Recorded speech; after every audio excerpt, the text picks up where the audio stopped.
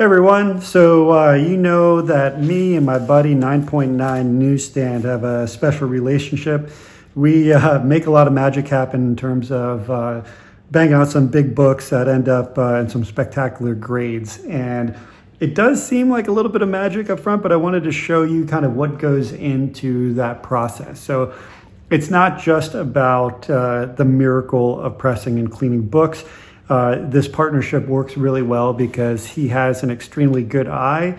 He also has a strategy in which he pre-screens a lot of books for their particular grade. And you can see by the way he packages his books that he cares for them very dearly. So this was what was inside, basically this whole wrap, plus a number of other layers of protection within a box. So we're gonna go ahead and take these out and have a look at them and then see what he sent me, and we will then do some evaluation. So again, I tell you that he always evaluates his books before he sends them to me, and always what a lot of the quote-unquote magic you see is because he has a good eye of defects that can be pressed and addressed and those that cannot.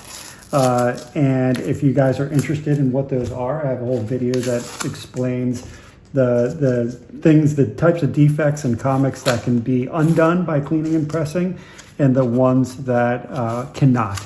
And so knowing that, you're able to, first of all, even if you don't clean and press, you're able to kind of evaluate the grade for yourself, because the same things that are unpressable and uncorrectable are the ones that are going to be ding you the most during the grading process. So let's go ahead and get these out. So you can see bubble wrapped, these nice cardboard backer boards that I will reuse. I reuse all this stuff. So, the more that we can reuse, it's more environmentally and cost friendly. So I'll keep these so that when I ship them to CGC, I can just repackage them up basically how he had them. You'll also notice that he has these in Mylars. So these are Mylite 725 M2s along with fullbacks. Unfortunately, these backer boards have been harder to get. And because of that, they are this weird two-tone. And they're also changing the thickness. Me and 9.9 were talking about that recently, how they've actually changed this quite a bit, and they're not going to be as thick as they were. So let's put these in order and take a look at what he sent me. So we have here, true to his name, a beautiful 252 Newsstand copy. I won't take these out. I'll in the future show you kind of what it looks like when we take these out, but let's just evaluate them from the bag and board right now. So on the cover, I don't see any visible defects. One of the main things you want to look with these books is staple stress. So I don't see any staple stress in this book. There's no visible ticks. Of course, this book with its back cover is probably the main killer in it, and any kind of ticks on that black cover are usually the grade killer. Corners are nice and sharp, so that's another one. All of the corners, some of these get blunted corners. There's no chipping, there's no visible anything on it. There's no visible dirt or anything or grime on the lettering. I always talk about the lettering, you guys know that. We have another Newsstand copy. This is of 311. It looks beautiful, just like the last copy. No visible ticks or anything. Probably just needs some light cleaning around the white edges over here and to the top of the cover. The only thing I see with this is let's see, is very little wear on this corner edge right there. So, I mean, it's not a 9.9, but that could be something that they let slide. Same on the bottom here, just a tiny little ding on the cover.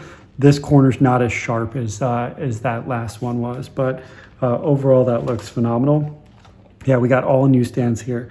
So this book, same thing, tiny tick, color breaking tick right there. I can see a little bend, without even taking this out, I can see there's a little bend here that will press out.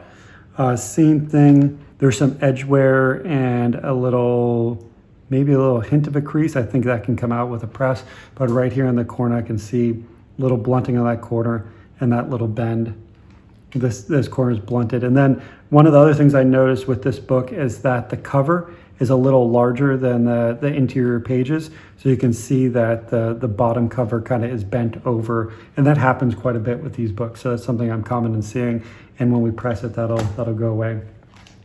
And then last is this copy of 347.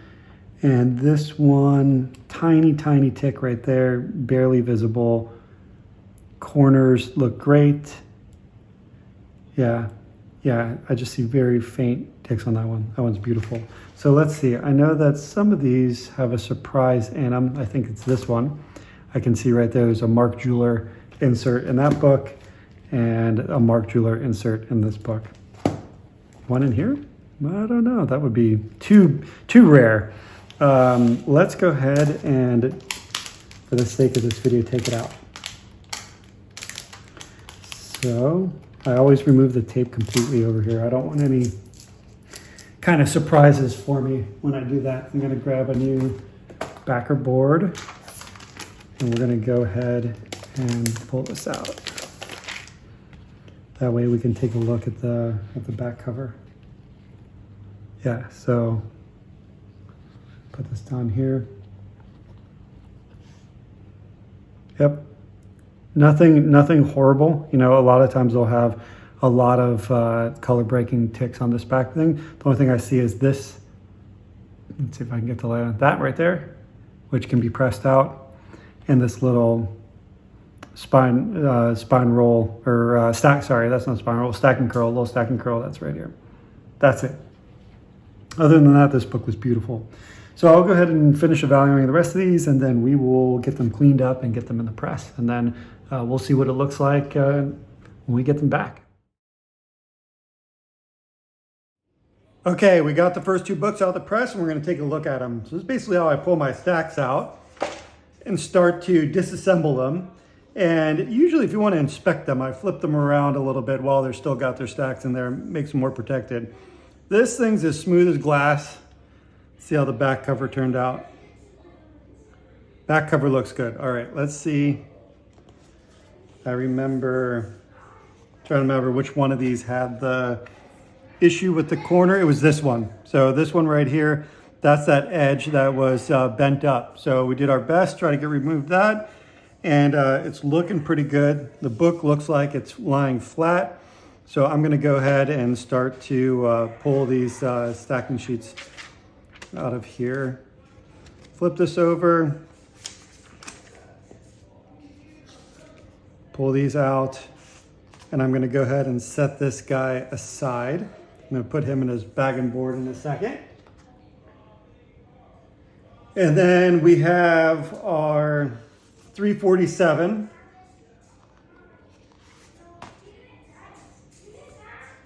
This cover looks beautiful as well.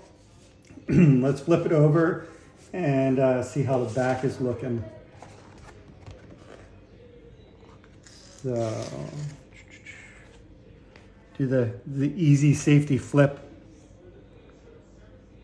Back cover looks good too. All right, good deal. So we'll be moving on to our next two books after these.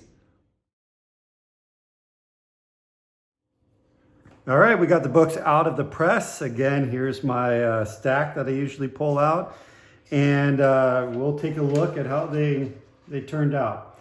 So the first one is the ASM 311. We'll remove the support under the front cover.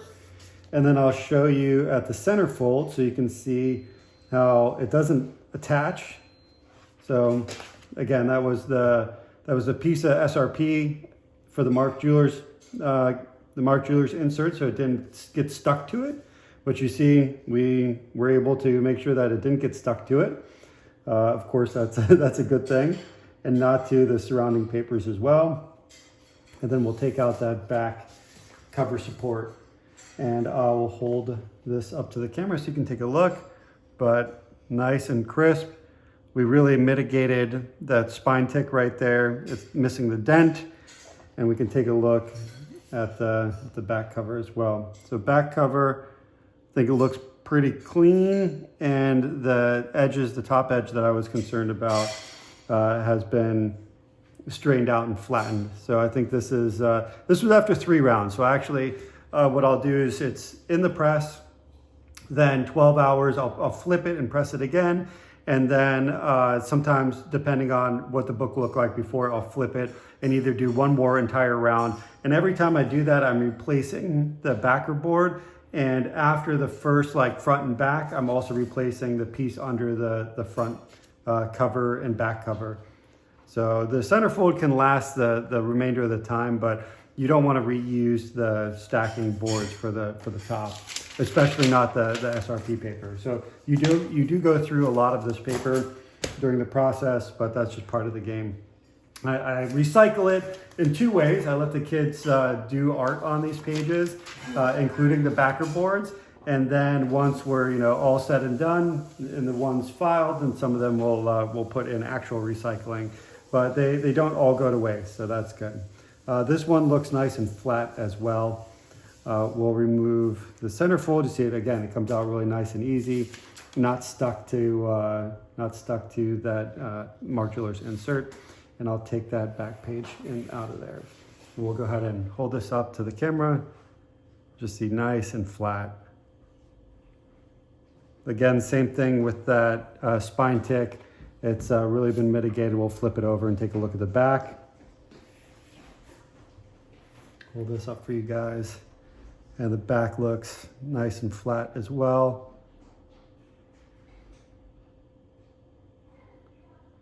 Looks good. Those edges look really nice where I was worried about the top and bottom corners. So I think we took this one as far as we could possibly get it. It's a nice and flat looking book. Both of these look pretty great. And again, this is a combination of good pressing. This was a standard press. There wasn't anything like incredibly special about this process except for just dealing with the Mark Jewelers inserts. But with that little detail, there wasn't really anything too overly technical. It's something that I think that everybody could have pressed these books as long as you know about the Mark Jewelers insert.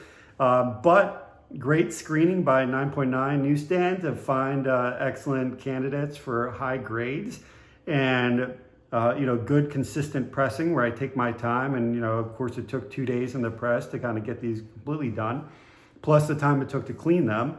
So as long as you put the time in, you let the dwell time so that the press sets and we don't have reversion. That process minimizes reversion, which is the reappearance of those defects, just because the paper kind of has a tendency to want to go back to how it was for so long. Then you have really this a good combination that can achieve high grades. So we'll get these into CGC and we'll see how we did.